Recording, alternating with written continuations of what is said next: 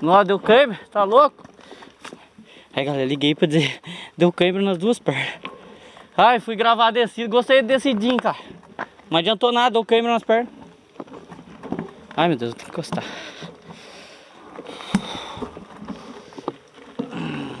Ai, que bosta. Fica perto. É fundo? Ai, ai. Não, obrigado. Obrigado, Renato. Nossa, deu nas duas pernas, cara. Puta que pariu. Ai. Aí galera, os caras aí, ó, Ronaldo aí, ó. Se se acompanhar. Aí travou minha perna. O que que eu faço agora? Que porra. Não tem como empurrar, falta metade da prova. Ai, tô alongando.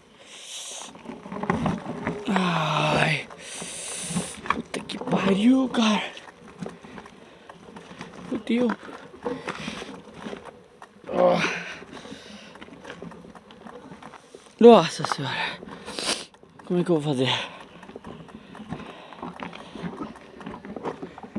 Galera do céu, vou falar pra você. Não consegui nem andar.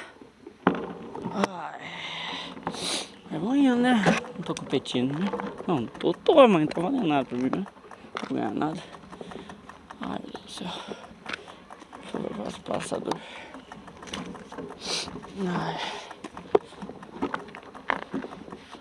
Ai. Ui, tá começando a aliviar.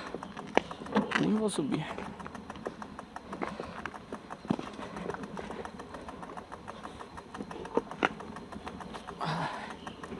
Ai, gostei da descida, cara. Ai, depois eu volto aí, vamos ver. Subir empurrando esse negócio aqui, né? Que merda. Eu volto a gravar a descida. Até mais, valeu.